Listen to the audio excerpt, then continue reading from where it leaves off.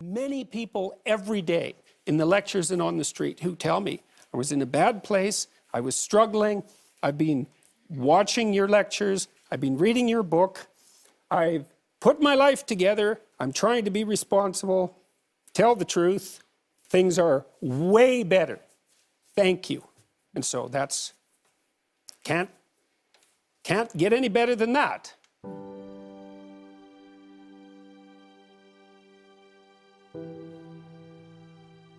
When you were a kid yourself, who was your masculine role model?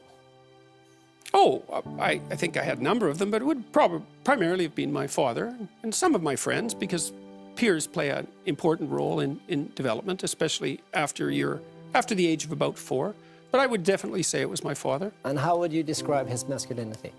Well, to your point, he spent a tremendous amount of time with me when I was a kid. And they're very fond memories as far as I'm concerned. Like when I was very young, 2 and 3, my dad would come home from work and he spent an hour and a half with me a night for a long time teaching me to read, which has been of inestimable benefit with me. And he did many things with me. You know, we hunted and trapped and canoed and fished and he was a harsh guy in many ways. He was a disciplinarian in some sense. But he was very honest and very good craftsman, and so I learned a lot about trying to conduct yourself in a respectable manner from him. So were you a tough kid, or were you a careful kid, or what kind of kid were you?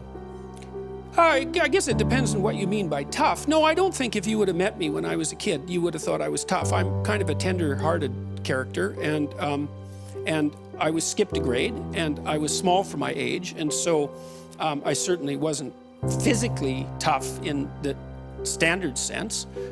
Because I was small and because I'd been put ahead a grade, I was never particularly facile at sports, and that was kind of a problem. I did something about that when I got older, but I hung around with tough kids, but that was partly because most of the kids that were in the town I grew up in were either tough kids or were sort of off the radar entirely, and maybe that was a certain amount of compensation. I could defend myself verbally fairly well, but that tended to get me hung up by my shirt collar in closets and played catch with on the stairs and that sort of thing in junior high. So, is it like, do you come from an environment where weakness was a bad thing, where self-pitying was a bad thing? Where self-pitying was a bad thing, I would say yes. I come from that background, but that was par for the course, I would say, when I grew up.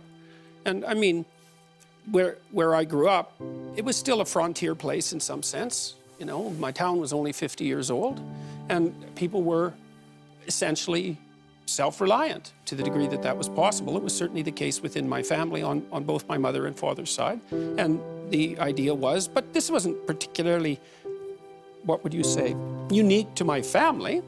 You know, the ethos was, feeling sorry for yourself isn't going to be of much utility. You should get out there and do what you can do. And straighten your back. Yes, if you can do that. And I got lots of encouragement from my parents, from both of them. Certainly, I have a very good relationship with my mother, who I loved very much. And we shared a sense of humor, which was lovely. And my dad, although he was a harsh taskmaster, also was very encouraging to me in that he believed that I could do whatever I put my mind to.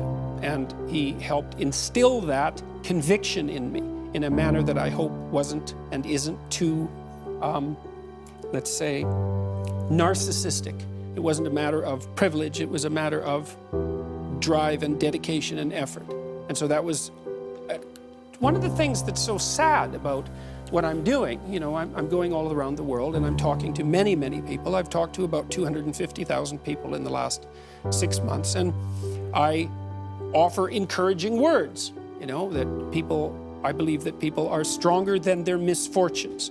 I believe that if you turn around and confront the vulnerability that's part and parcel of life. You'll find within yourself a strength that will transcend that. And I believe that not only to be true, but supported by the best clinical evidence. And that it's important for lost young people, male and female alike, to develop a vision and take on some responsibility and understand that they have a vital role to play in the world, that the lack of their best hurts everything. And I think that's true. And the sad thing is that there's very many people who have not heard an encouraging word in their life. And it takes so little to encourage them that it's rather tragic. You know, I have people come up to me, and I mean all, and by all the time, I mean many people every day in the lectures and on the street who tell me, I was in a bad place, I was struggling, I've been watching your lectures, I've been reading your book, I've put my life together, I'm trying to be responsible, tell the truth, things are way better. Thank you. And so that's, can't get any better than that.